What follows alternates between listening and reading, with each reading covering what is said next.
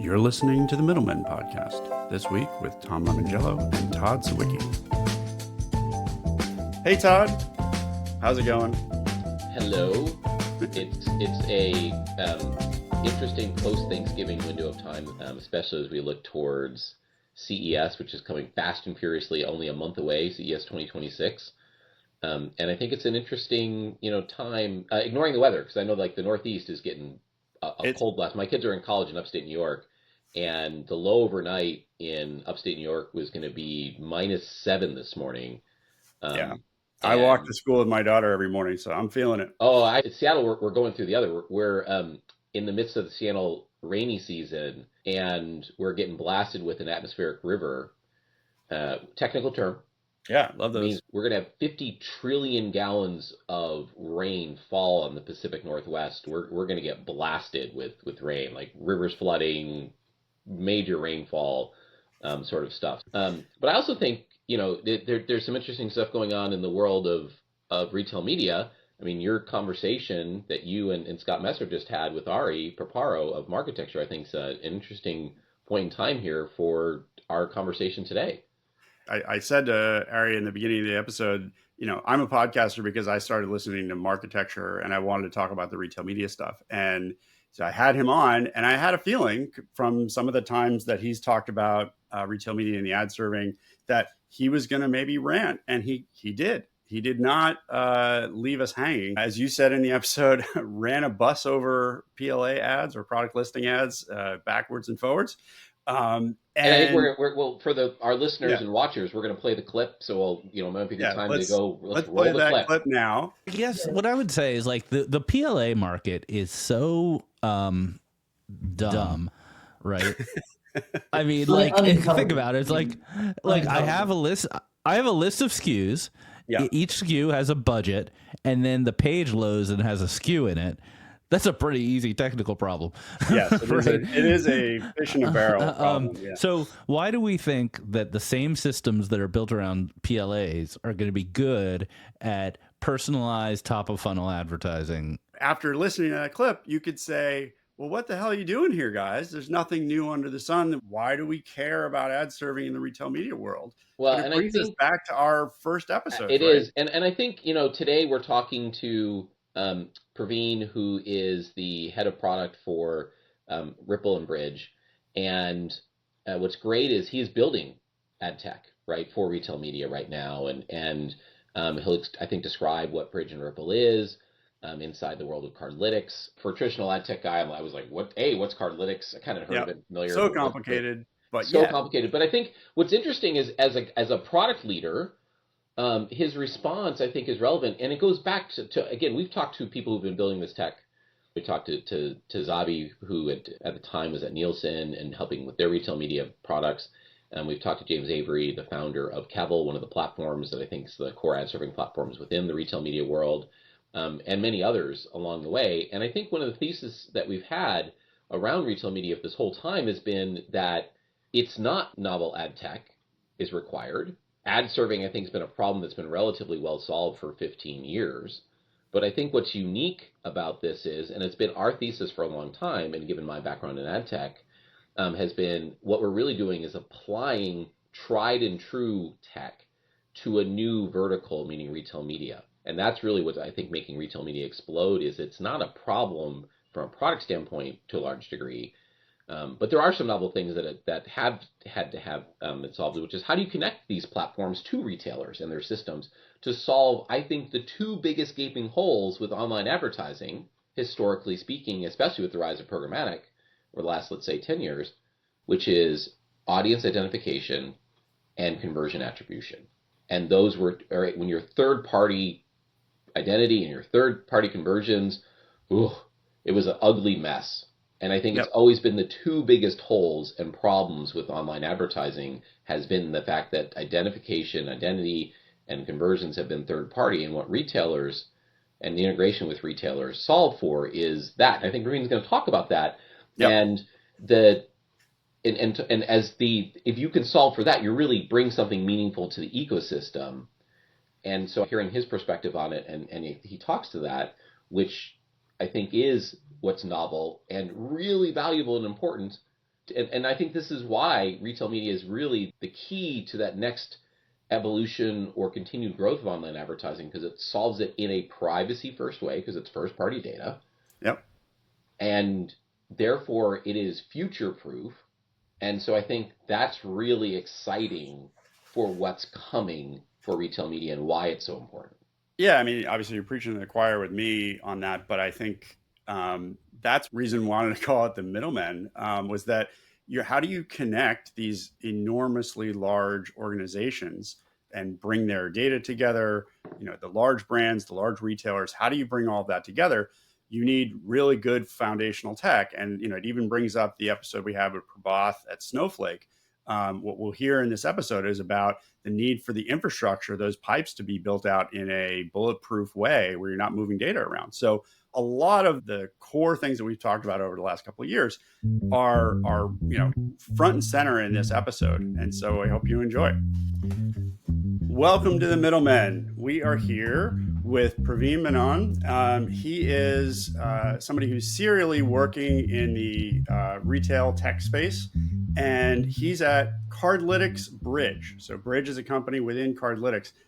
Many people may not have heard of that. Why don't you tell us your history as a product guy?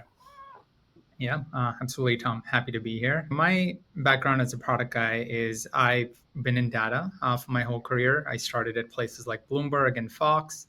Back in the TV days, you couldn't really do measurement. That kind of led me into the retail media space. And, I've spent the past several years in product roles, specifically around measurement and audience at places such as CVS Media Exchange, Walmart Connect, and now at Bridg and Rippl, which is a new retail media network. And as a longtime ad tech guy myself, it's, Cardlytics are things that I'm like, what the hell's that? Where does it fit in? And Bridg and Rippl. And I think it's helpful to understand, sort of where it fits into the retail media tech landscape. And so that the folks who are just traditional ad techers or online media people would understand, like, oh, I've maybe heard of Cardlytics. What was the reason we wanted you on the Middlemen? My experience when we were working with Dollar General at Quotient, Bridg was brought in as an identity solution to deal with the fact that Dollar General had a low ID transaction issue where, not having a really strong loyalty program means it may be very difficult to ID all of the consumers that come to the store. And so since you build out that capability at DG, where else have you gone? What else have you been doing? Yeah, I think that's a great question. So let me start with the basics because there's a number of different companies here. And so for us at Bridg, we have Bridg and we have Rippl, and those are two different things that work together. Bridg is the identity infrastructure. So we figure out who the shoppers are at the person level. Rippl is a retail media network, and that's where brands can actually measure and activate campaigns. And so the way to think about it is Bridg solves the identity problem at the data layer. And then with Rippl, we've brought together 12 different retailers, a bunch of convenience stores that aggregates up to 140 million shoppers. And we've created one place for brands to access them. And so the broader question is, why does that matter? The reason it matters is because most retail doesn't look like Amazon or Walmart. You've got retailers with thousands of stores, but maybe only 20 to 30% of those transactions are tied to known customers.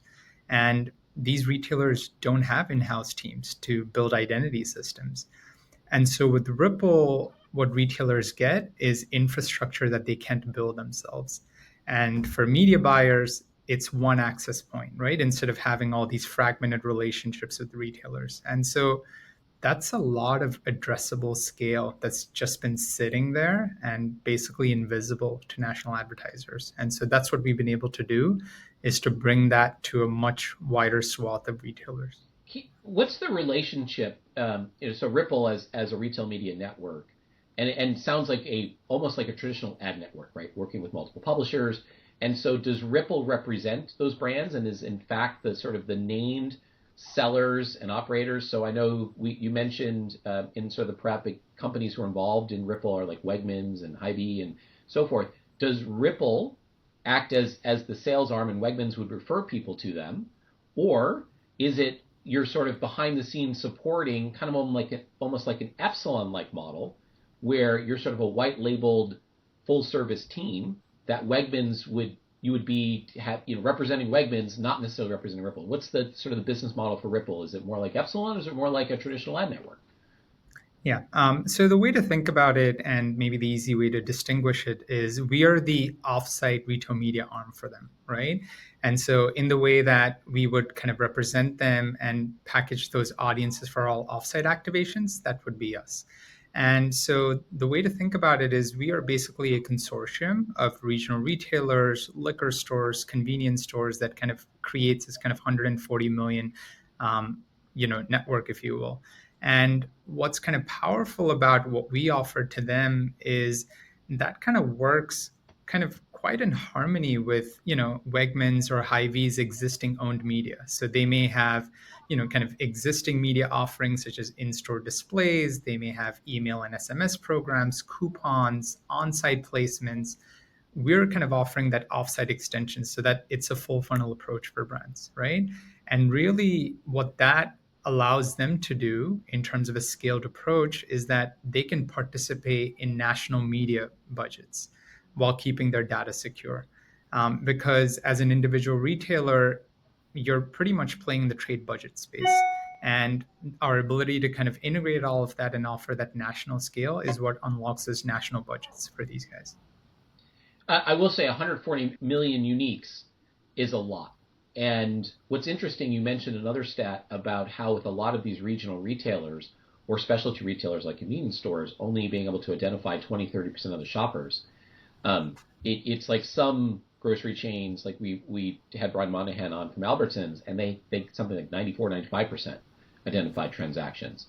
And so I think that's interesting in terms of what you're helping retailers do is identify, go from 20 to whatever. But the other thing is 140 million uniques. If you were a publisher, that puts you in a top 10, top 20 level.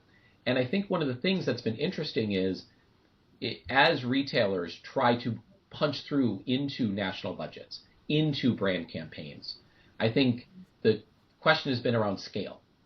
And I think one of the things that's interesting about Rippl is like you have scale, and I think that's what's been missing from the conversation is people think, oh, Amazon and Walmart capture 85% of retail media budgets.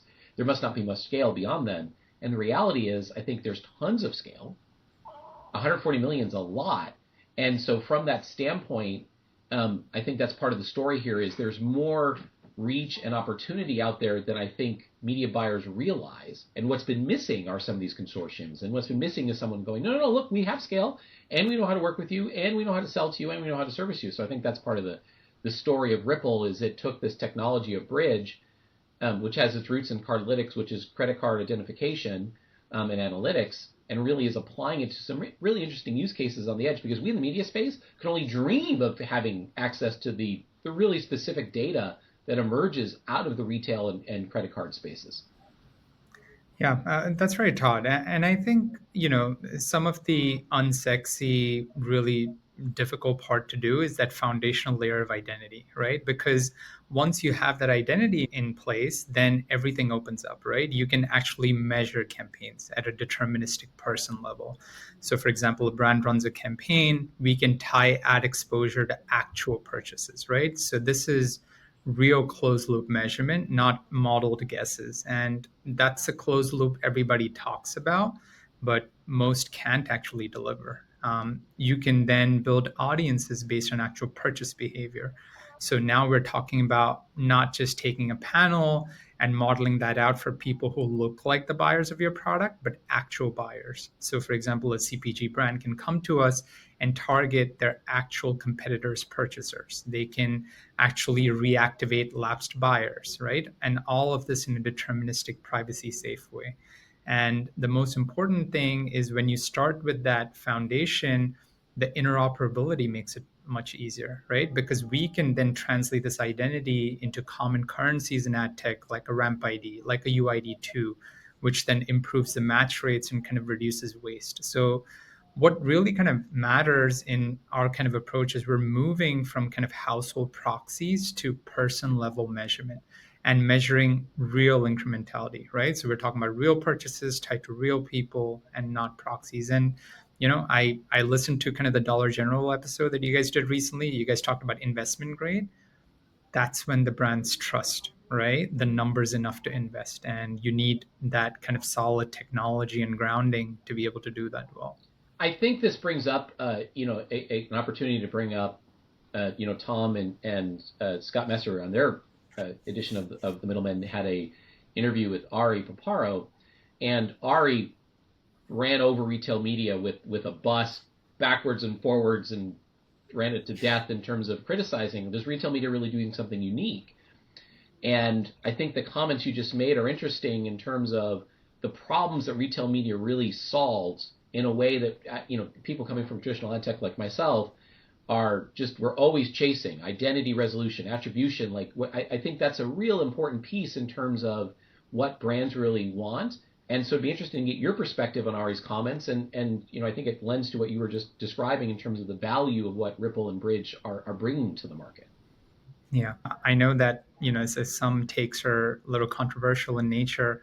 But what I'll say is I was at a conference recently where, in kind of a closed room setting, we were talking to a lot of, major agency investment leaders as well as publishers.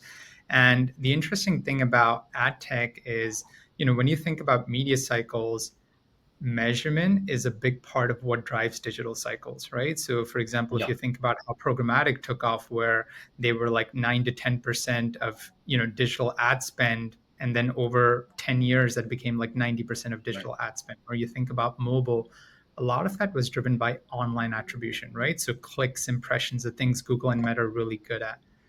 What retail media unlocks is the next phase of that measurement, because we're going from online attribution to including offline attribution. At the end of the day, 85% of retail sales are in store, right? And if you're only talking about online attribution, you're missing 85% of what that value is. So that's the first thing that retail media unlocks. The second thing is, I think while programmatic display and ad tech overall has enabled somewhat a difference in precision and your ability to reach people where they are at, when you think about a lot of the identity solutions, those are all based on digital identifiers, right? You're talking about things like IPs and various location data and things like that. What retail media does is when you combine terrestrial identity, right? So think about actually knowing who the person is, what their household address is, how they actually interact in their day-to-day lives. And when you combine that offline identity together with online identity, that's when you unlock the best of both worlds. So both from a measurement standpoint, as well as reducing media waste with terrestrial identity, that's what retail media unlocks in a way that I think other previous digital ad formats haven't been able to crack. And even when you think about things like CTV today, retail and that retail data and identity is a big piece of what they're looking to solve for. Yeah, I think it would have been fun to have you head to head with Ari when he talked about the simplicity of product listing ads, or the undesirability of audience extension. I think I tried my best to explain that this is not just simple retargeting. If we just listen to what Ari said in the last episode, you're expecting the user to see a banner ad for like some mayonnaise and click on it and then go back to the retailer where they abandoned mayonnaise from the shopping cart and then buy some mayonnaise. You have a situation where you don't need a click. You just have the ad exposure, and then bringing that back to the transaction log. To your point, if you're able to identify the user and measure one-to-one, that is a different proposition than the old, sort of e-commerce proxies of the Criteo era, or the early retargeting era. You are definitely in the right position to explain why audience extension is something that is a good idea for brands to do in conjunction with retailers. So any more thoughts, if we had to have this conversation with Ari, what would be the sort of main tenets of the discussion on offsite audience extension? Yeah, I think the way to think about it is, I think based on different categories and based on different path to purchase, I think a lot of time retail media is really compared to lower funnel conversion activities, right? So think about very much kind of direct response type of thing. at the end of the day, when you look at different retailers, if you look at a Dollar General or a CVS versus a Walmart or versus Amazon, I think the consumer's mindset is very different in terms of how they think about each of those categories. How much urgency is there? What is the frequency of purchase, right? Because I mean, just think about you and I and how we shop around for things, right? So, for example, with something like CVS, like I'm going to think about going and buying a beauty product. It's 11 p.m. at night. I have an event tomorrow. My wife needs something. I'm just going to go there, right? And I'm not going to go to a Google PLA ad and search for something when I know that CVS is what's open, right? At the end of the day, what you want to know is that if there's a hot new product in market, is it available at CVS? So when I see that in a CTV ad and I know that those products are available, I know that it's top of mind and that CVS carries that product. So at the end of the day, when you think about things like television or some of those traditional ad formats, I think retail media does offer a full funnel approach. I think it depends on the product category and what that extension is. But the main thing is that you can measure that at multiple levels. You can measure that down to a last click level in terms of, okay, did this sponsored ad placement actually drive that conversion within the past 30 days? But most importantly, in terms of a brand, you can think about it at a more broader perspective in terms of long-term value, right? So you have the online attribution of like, okay, did you drive an e-commerce sale? Did the person go into the store and purchase it within the next kind of 30 or 45 days?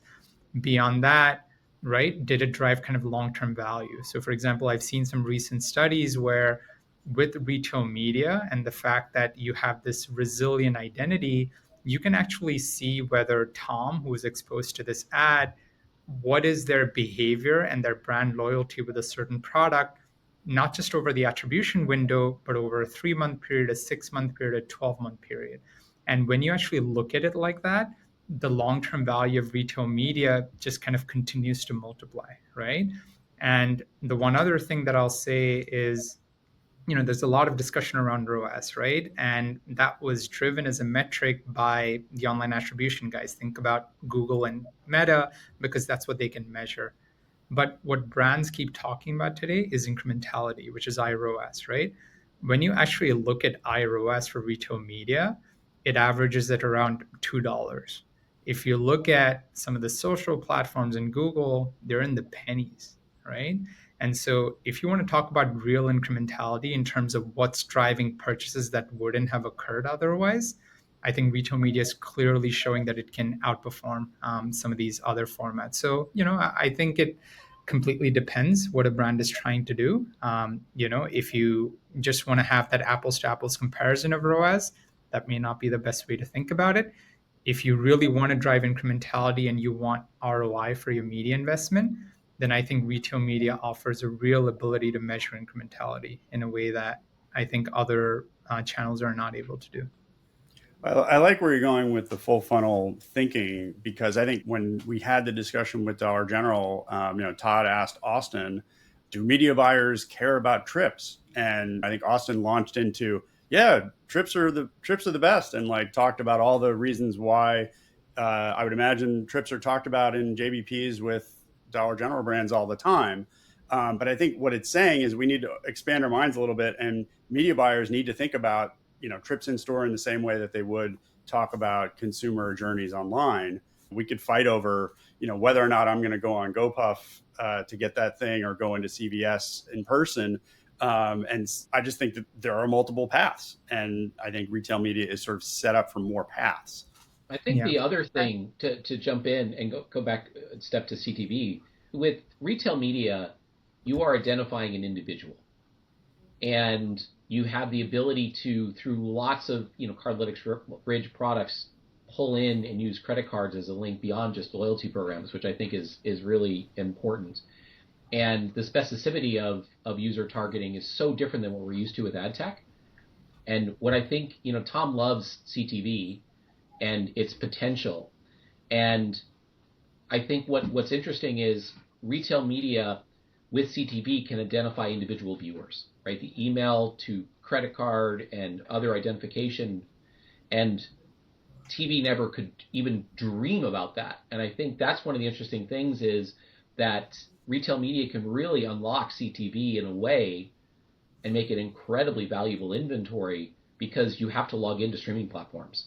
So you know who's watching what, and your ability to tie that record and all the details and purchase history about that. Like, this is just, if I'm a brand ad buyer, like, holy cow, this is the holy grail. This is what I've been dreaming of since the rise of digital and, going back interactive TV discussions 30 plus years ago with John Malone, formerly of Liberty TV.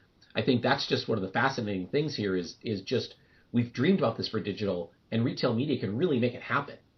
Exactly. And you won't believe. I mean, there's, I think, so much interest from some of the largest platforms. Think about DSPs, identity platforms within the CTV space that are really interested in what we're doing, right? But I think at the end of the day, for us to be able to do this at scale, we needed to kind of build this consortium, right? We needed to show that we can actually stitch all this together.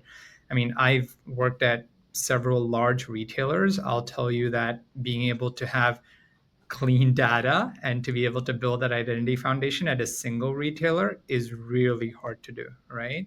And our ability to kind of do this across multiple retailers where, more and more retailers are kind of coming and joining the Rippl program just allows us to kind of build the network effects of that. And I think, finally, I think CTV is at a stage where they're willing to look at things and they want to move beyond just guaranteeing delivery. I think brands and agencies are wanting to see that incrementality. They're wanting to see the real ROI in their investments.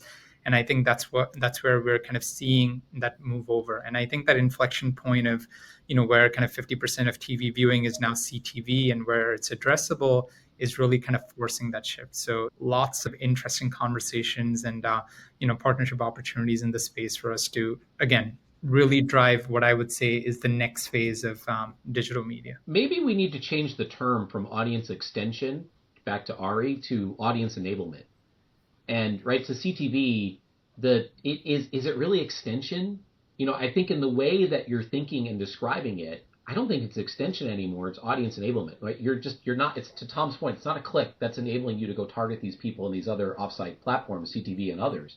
And I think most of the offsite interest isn't around programmatic retargeting. I think it's about audience enablement in platforms like CTV. And you're really giving them an identity and targeting layer that they wouldn't otherwise have. Like, great, someone watches these 5 shows. That doesn't tell me crap about what they're interested in. But you're bringing in a whole layer of targeting ability. And so I think maybe that's part of it is let's change the name from audience extension to audience enablement. Because I think as a longtime ad techer, the visions I have of what you're talking are like really fascinating and saying, yeah, Todd, I can model out across these retailers in just incredibly prescriptive segment and really allow a brand to get in front of users, different stages of the funnel, different ways. We can measure, iROAS. We can do it over very long time scales. Like, this is the holy grail of what we've been talking about for digital advertising for 30 years. Like, this is cool stuff. Like, to say you can walk in and like, look, I can bring all this purchase data. I can bring all these segments. I can find you the 1, 5, 10, 20 million people you need to target. And that's the brand name Bridg actually goes a long way, right? I think I like the enablement concept, but that was really the idea, was that there's certain audiences that need to be unlocked, but that, it just needs a tiny bridge back to the point of sale. As you think about this, obviously, I get geeked out around just the fact you're going to be able to target audiences in ways that we only dreamed about 30 years ago. What are you most excited about in terms of the direction of retail media? The rise of CTV, these other areas. You think about the Rippl roadmap. What are the things that you're geeked out about as you look to see where the space is going? What's the future of retail media look like from your seat as leading product guy in the space? Yeah, Todd. I think it's a very dynamic space, right? When I think about retail media and what we're doing at Rippl, I think the model's kind of evolving in a few important ways. I think, firstly, we're moving to a model where kind of identity resolution, activation, and measurement all happen without data movement, right? Where everything stays in a secure environment. Yep. So I think we're moving to a place where instead of dictating how the measurement is delivered or what reporting looks like, we will provide the deterministic identity layer and kind of clean data foundation. And then a brand or an agency or a retailer can bring your own toolkit. right? Like that is, I think, extremely powerful. And so think about it as infrastructure. It's not a walled garden, right? So you want to use your preferred measurement partner, your own attribution model, your agency has its own kind of reporting dashboard, like go ahead, right? It's the same clean data. You just kind of choose how you want to work with it. I think the second thing is that this kind of identity and data governance layer enables agentic workflows, right? When you have a foundation that's kind of deterministic and clean, you can build AI driven optimization on top of it. You can automate your audience refinement. You can do intelligent kind of budget allocation. Like, if you guys have seen some of the recent announcements from the Trade Desk and other DSPs, that's where the industry is going, right? But these efficiencies only work when the underlying data is solid, right? And I think the third thing that I'm excited about is we're enabling more collaboration, right? And this is not just about clean rooms, but true interoperability. So multiple parties can work with the same data in a privacy safe way, right? And so, some of our partners, such as Snowflake, are enabling that across brands, agencies, DSPs, and folks like ourselves. And so I think what we're seeing is that the industry is realizing that shared infrastructure is a sustainable path, right? Like that's the shift that matters. And so, for me, the vision is that we solve the really hard identity problem so that the ecosystem can innovate on top of it, right? Yeah, I really like the continuation. We had Prabhath from Snowflake on probably a year ago now, and he talked about not moving data. And to me, that was an unlock for me in terms of understanding how things could go. But then probably 6 months later, we heard Amazon came out with the ability to offer clean rooms at very low rates based on using their infrastructure. So when a brand is going to work with you and the Rippl network, is that a much lower cost base for doing clean rooms? Are clean rooms really being used? Like, can you talk a little bit more about how that has rolled out and where the market is with that? Because when I was doing things, clean rooms were prohibitively expensive. It was like $1 million to start. Only the top brands would use it. Like, are a lot of brands using clean rooms via your pipes? Yeah, that's a good question. Again, at Rippl, we don't operate clean rooms, but I do have experience in that space with other retailers that I've been at.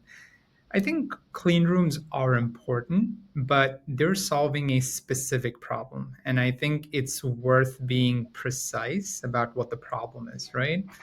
And so, what clean rooms really allow brands to do is to bring their own first party data, match it against a retailer's data in a privacy safe environment. And that's valuable for measurement.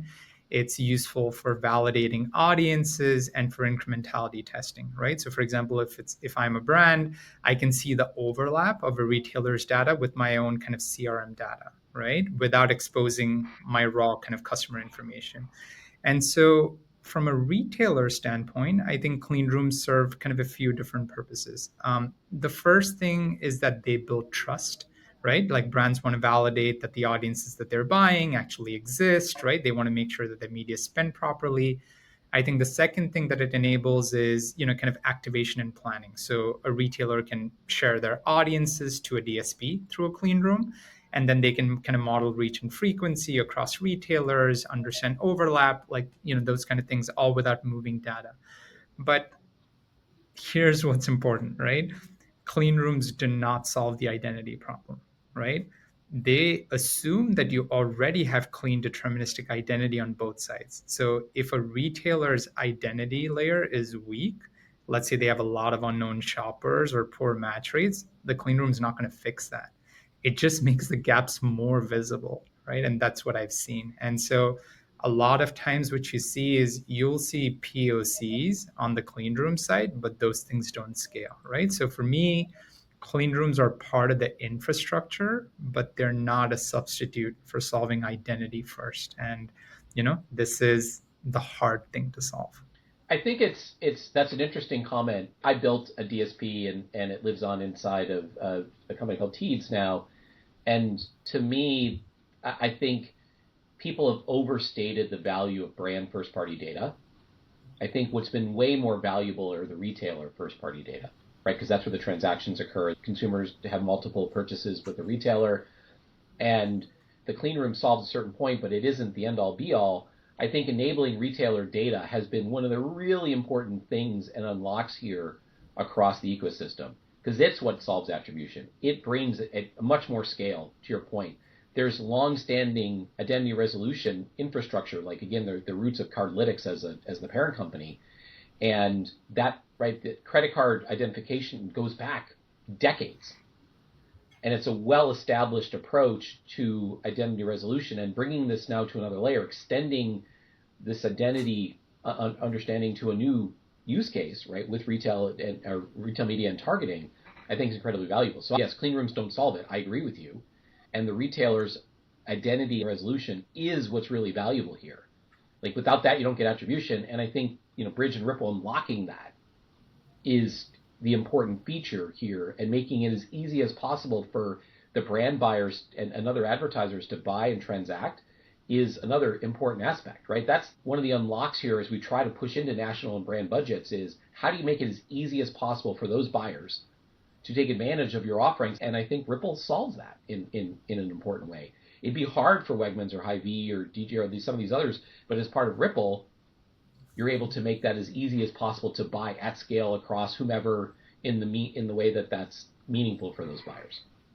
Exactly. And I think that's what kind of takes you out of being a closed beta and being in several programs that shut down after 6 months, right? Because when we have scale of 140 million shoppers, we're able to have partnerships and work with ecosystem partners like DSPs in ways where we have real scale, right? Where we can kind of test a number of different programs, a number of different campaigns, and it's not this kind of limited test that never scales. And so I think a very conscious decision that we made was to kind of continue to build out our supply side and build enough scale where we can actually put these things into fruition, right? And I think that's where kind of our ability to then kind of construct these audiences and kind of have them in certain marketplaces and things like that have really helped us build those customer stories, because we actually see those audiences be truly incremental. We're able to deliver that true incrementality, and at the end of the day, like you said, right, be able to actually make all those systems work. So it's a lot of hard work has gone into this. Oh, for sure. No, the business Rippl has become is non-trivial, for absolute certain.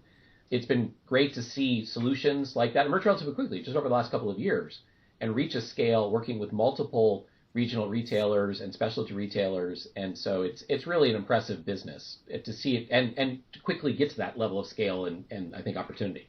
Yeah, I guess we're going to need to keep in touch and hear how your federated network goes, because I think the market is rooting for you. So thank you for joining the Middlemen podcast, and we'll be in touch. Yeah. Thank you, Tom. Thank you, Todd. Pleasure to be here.